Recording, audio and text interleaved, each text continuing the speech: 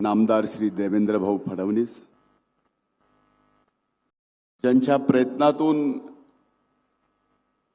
कल्पनेतून आज हा राष्ट्रीय पशुसंवर्धनाचा महा पशुधन एक्सपो होत आहे। तर या राज्याच्या पर्यावरण वातावरण बदल आणि पशुसंवर्धन मंत्री माझ्या भगिनी नामदार पंकजाताई मुंडे, गंगाखेडचे आमदार माननीय रत्नाकरजी गुट्टे, गो महामंडळाचे अध्यक्ष शेखरजी मुंदडा, या विभागाचे सचिव सन्माननीय रामास्वामीजी, आयुक्त सन्माननीय प्रवीण देवरे, कुलगुरू सन्माननीय नितीनजी पाटील, परळीच्या प्रथम नागरिक श्रीमती पद्मश्री बाजीरावजी धर्माधिकारी, व्यासपीठावर उपस्थित सर्व मान्यवरांची नावं घेता येतील, अगदी समोर बसलेल्याची सुद्धा घेता येतील, पण भाऊंना पुढे जायचं असल्यामुळं आणि आपल्याला थोडंसं काही मागायचं असल्यामुळं मी जास्त वेळ घेत नाही आणि सर्वांची क्षमा मागून मी या ठिकाणी पहिल्यांदा आदरणीय भाऊंचं, राज्याच्या मुख्यमंत्र्यांचं या पंचम द्वादश ज्योतिर्लिंग प्रभू वैद्यनाथच्या पावन नगरीत आजच्या कार्यक्रमाच्या निमित्तानं मनपूर्वक स्वागत करतो। इथं उपस्थित सर्वांच्या वतीनं आणि या भागाचा लोकप्रतिनिधी या नात्यानं उद्या महाशिवरात्री आहे।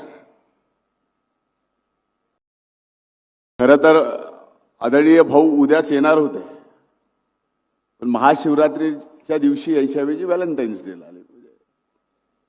पण त्यांची शिवभक्ती हे अनेक जणांना माहीत नसेल, मला माहिती आहे। पण उद्याच्या ऐवजी आज जरी आले तरी प्रभू वैद्यनाथ त्यांना आपल्या सगळ्यांपेक्षा जास्त चांगलं आरोग्य देव ही प्रभू वैद्यनाथा चरणी महाशिवरात्रीच्या निमित्तानं मी प्रार्थना करतो।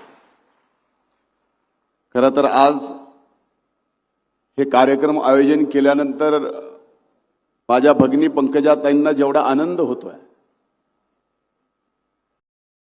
त्याच्यापेक्षा घुबर आगाव आनंद नक्कीच राज्याचे उपमुख्यमंत्री म्हणून अजितदादा असते तर दादांना सुद्धा झाला असता।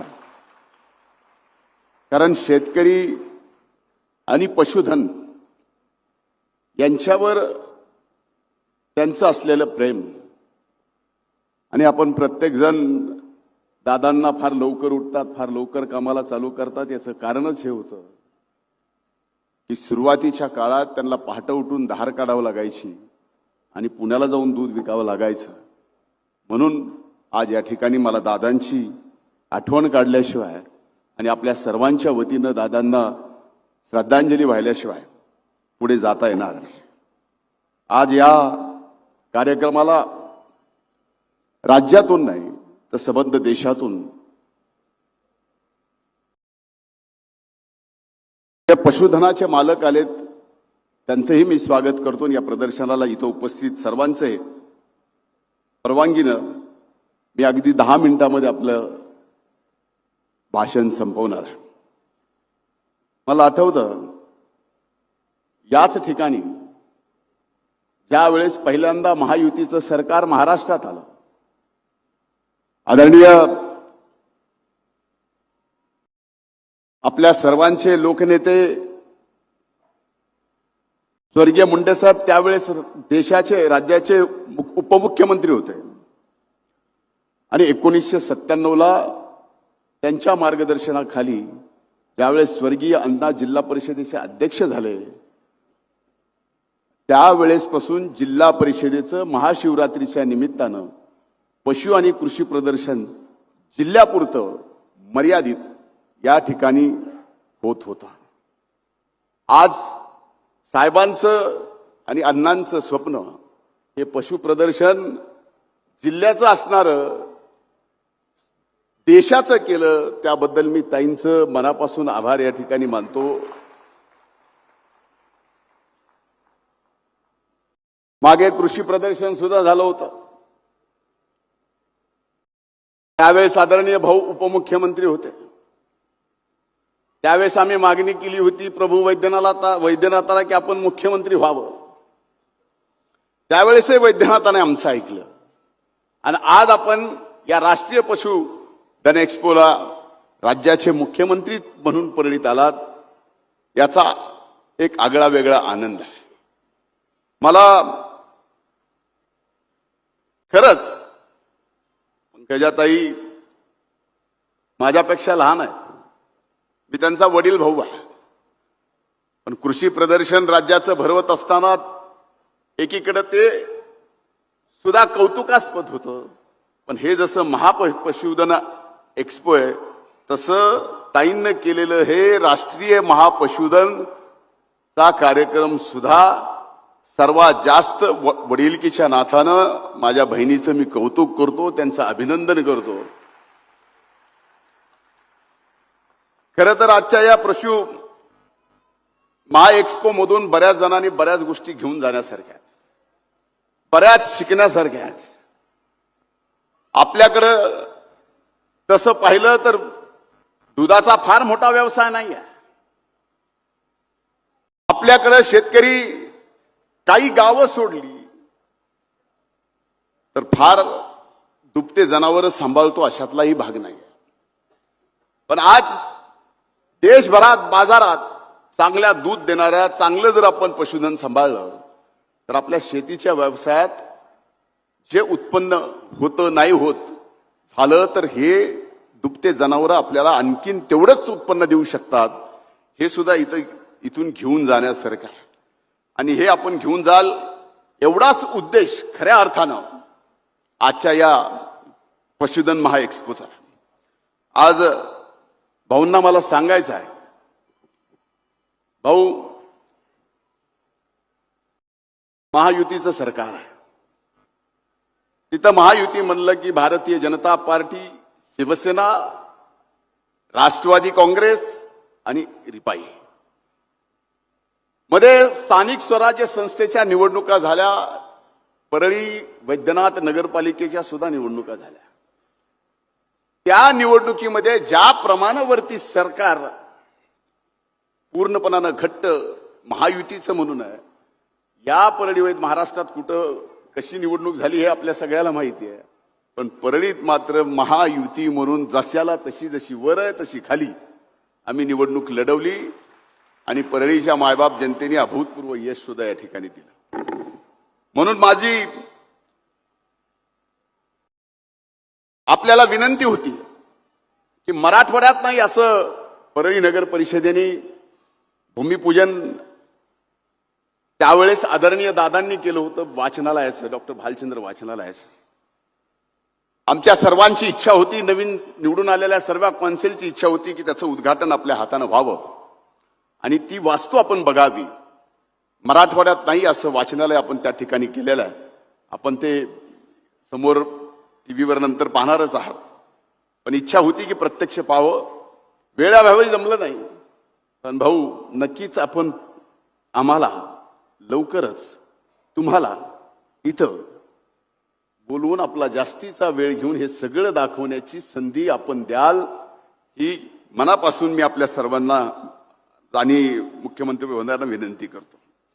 साहेब, एक 5 महत्वाचे मुद्दे आहेत ज्या परळीच्या दृष्टीनं, या पंचकृषीच्या दृष्टीनं फार महत्वाचे आहेत. या ठिकाणी आमच्या इथल्या मायबाप जनतेला एवढीच इच्छा आहे, इथं बाजूला भाऊ कामधेनू कश आहे. कामधेनूचा अर्थ आपल्याला माहिती आहे. कामधेनू गाय म्हणजे त्या गायीच्या समोर आपण तिची सेवा केली, तिची पूजा केली, कामधेनू तुमच्या इच्छापूर्ती करते. आता आमच्या दृष्टीनं हे गायीचं उदाहरण आहे, गोमातेचं उदाहरण. आमच्या दृष्टीनं आता तुम्हीच कामधेनू आहात. आता इथल्या सगळ्यांच्या इच्छा पूर्ण करणं हे आहे. म्हणून माझी एक विनंती आहे, बाकी काय आम्ही मागणार नाही, पण तीर्थक्षेत्र ज्योतिर्लिंगाचा जो 283 कोटी रुपयाचा प्रकल्प आपण हाती घेतलाय, त्यापैकी 50 कोटी आतापर्यंत आले. कामही अतिशय गतीनं चालू आहे. पण या वर्षीच्या अर्थसंकल्पात त्यासाठी आपण 100 कोटीची तरतूद ठेवावी, ही विनंती या पंचकृषीतल्या मायबाप जनतेच्या वतीने मी या ठिकाणी करतोय. मी आपले आभार मानतो, आपले अभिनंदन करतो की मी सभागृहात एक प्रश्न परळी थर्मल पॉवर स्टेशनच्या संबंधात उपस्थित केला आणि 9व्या प्लॅनच्या संबंधात विषय करत असताना आपण शब्द दिला सभागृहात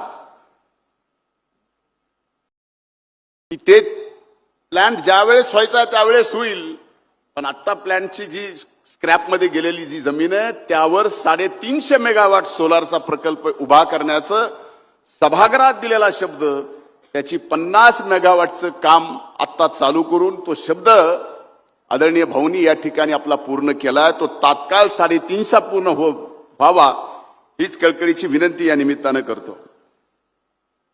आज आपण, मला आठवतं चौंडीला अहिल्यादेवींच्या जयंतीच्या निमित्तानं आपण एक मंत्रिमंडळाची बैठक घेतली आणि त्या बैठकीमध्ये एक निर्णय घेतला की अहिल्यादेवींनी जे जे महाराष्ट्रातले देवस्थान जीर्णोद्धार ज्यांचं केलंय त्यांना आपण आर्थिक वेगळी मदत देऊन विकासासाठी मदत करणार. परळीचं हे 12 पंचम ज्योतिर्लिंगाचं वैद्यनाथाचं जीर्णोद्धार सुद्धा अहिल्यादेवींनीच या ठिकाणी केलाय. म्हणून आमची मागणी आहे की त्यात परळीचं नाव नव्हतं, ते नाव सुद्धा आपण त्यात घ्यावं. आणि सर्वात मोठी मागणी की या बजेटमध्ये आपल्या मुखातून पंचम 12 ज्योतिर्लिंगाचं केंद्रीय प्रसाद योजनेमध्ये समाविष्ट करण्याच्या संबंधी आपण प्रस्ताव केंद्र सरकारकडे पाठवावा आणि तो प्रस्ताव तयार करण्यासाठी कमीत कमी 5 कोटीचा निधी डीपीआर करण्यासाठी द्यावा, ही कळकळीची विनंती करतो. आज आमचे काही जलसंपदामध्ये पाणी उपलब्धता एकूण 11 प्रकल्पापैकी 9 प्रकल्पाची पाणी उपलब्धता प्रमाणपत्र आहे. पण हे जर 9 प्रकल्प ज्याला पाणी उपलब्धता मिळालेलं आहे ते प्रकल्प आता आपण जर प्रयत्न केला तर मंडळाकडून सुद्धा त्याला मान्यता आलेली आहे. त्यामुळे एवढं पाण्याची एक व्यवस्था आपण जलसंपदा मंत्री म्हणून केली ती एक व्हावी ही मी विनंती या निमित्तानं करतो. आणि स्वाभाविक आहे की आदरणीय भाऊंना लवकर जायचं आहे. मी अगोदरच त्यांना काम देणू म्हणलं, म्हणजे आमच्या मनातल्या इच्छा सुद्धा तुम्हाला माहिती आहेत, त्यामुळे जास्त बोलणं नको असा निरोप पण आलेला आहे. म्हणून पुन्हा एकदा राज्याचे लोकप्रिय मुख्यमंत्री आदरणीय भाऊंचं या पावन नगरीमध्ये मी स्वागत करतो. आपण आतापर्यंत जे दिलं त्याबद्दल आभार मानतो. पुढेही द्याल ही अपेक्षा ठेवून इथंच थांबतो. खूप खूप धन्यवाद. जय हिंद, जय महाराष्ट्र. धन्यवाद धनंजय साहेब. नैसर्गिक आपत्ती असो